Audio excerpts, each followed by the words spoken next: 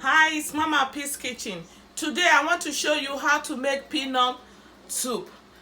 It's popularly known as groundnut soup in Nigeria. Here are the ingredients. I have groundnut here.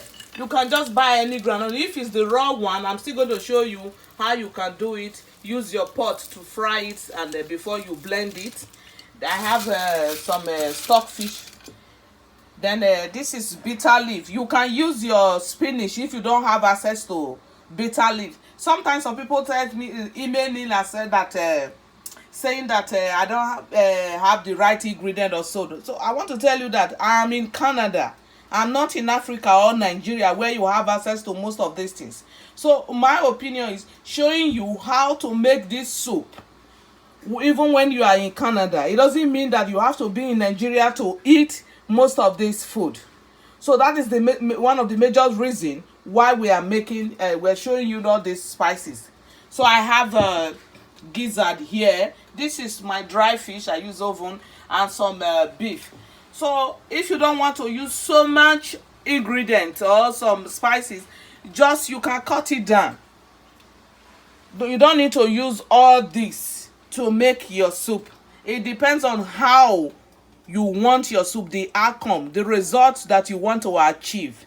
So I'm just going to pour these granules in the pot. So this is how you do your granite. If it's raw one, you have to spend more time on it, but this one now is already fried. I just pour in that from the sachet, but I want to heat it now because I'm going to use my blender to use the chop side.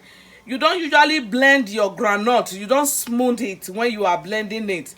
Because most people don't have access to it, they use their peanut butter to make this soup. I'm not condemning it, but the traditional way of making granite soup is this. So I'm just going to pour this here now. And like just 1 minute, I just want to heat it up because it's already fried. So that it doesn't get stuck into the blender when you are trying to blend it. It could be somehow starchy. And to avoid that, because I'm going to be using the chop side of my blender, I'm not going to make puree of it. No water. And I'm also going to be using my hot spices, the dry one, not the fresh pepper. I'm just going to test that now, you see. So sometimes you can remove the shell if you so will, like the way we used to do it in Nigeria. You don't remove the whole shell. So I'm just going to remove some of it now, pour it and trying to get some of the shell off. No, I still need to leave it on the pot. So I'm just going to test it now if it's crunchy. Yeah, I just chewed one and it's okay. So I'm just going to gently leave this one here. So I'm just going to, this is what I did now. These are some of the shells that I just removed. So I'm going to put this one here now and try to separate it. While it's still a bit hot, although it's safe to handle, you have to wait until it's safe to handle before you try to remove the shell. So I'm just going to discard this. This one I'm going to allow like a minute. Let it cool down before I put it in the blender. I have about 4 cups of water here on the stove. So I'm just going to add the gizzard to it. You know, it doesn't take time to cook. Likewise, my stockfish. Just going to stir. I will also add some of the fish and allow it to cook.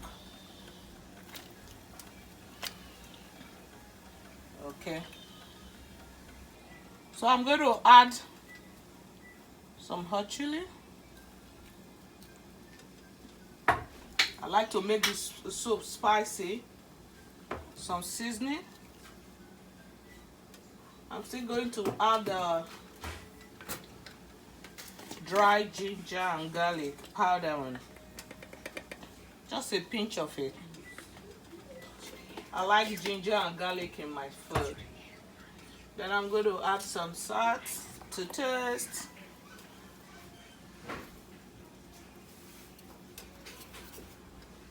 Just going to stir that together.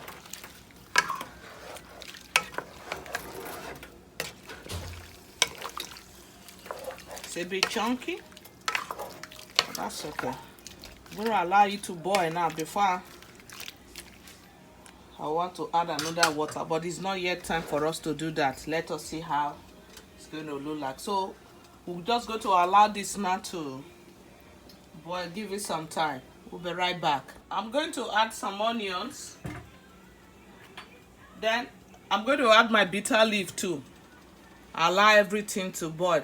So I'm just going to slice it to smaller portion and add it as well. Allow it to boil. Okay. So I'm going to add my red palm oil. You need it. It's very important in this type of soup. So I won't be adding much of red palm oil. So we're just going to allow it again to keep boiling. So I'm just going to add the groundnut now. You can see the way I did my blending. I didn't allow it smooth. There's still a little crumbs in it. However, if you want to use your peanut butter, if you cannot do this or you don't have access to this, you can use your peanut butter, like some people do that. So you just, when you want to use your blender, use the chop side.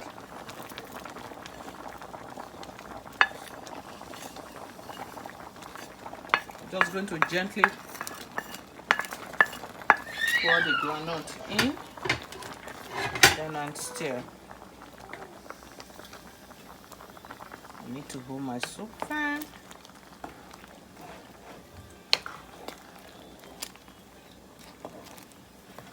You can call it groundnut soup, you can call it peanut soup.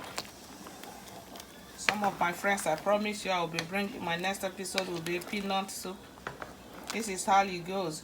Because I'm using bitter leaf, and bitter leaf, it takes time to cook. That's why I added it some minutes after I put my meat on fire. So if I were to use spinach, that would be at the end of it. So we'll just allow this now again to boil. Let's give it some time. We'll be right back. So this is our peanut soup, our groundnut soup. This is traditional way of making it in Nigeria. Thank you so much.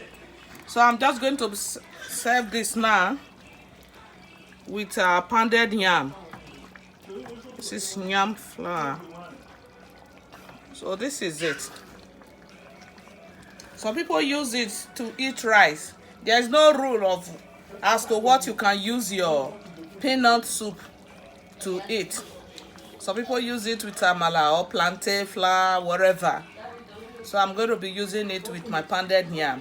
Thank you so much for those of you that are subscribed, and many of you that have been asking why the name to subscribe. When you subscribe and when we have large audience of viewership, it helps us to get more sponsors and all. Thank you so much. Thank you for watching. Please don't forget to like, share, and subscribe, and follow us on Instagram and Twitter, Mama P Kitchen. And if you have any questions, you can email them to mamapafricankitchen@gmail.com or comment down below. Thank you for watching once again. Bye.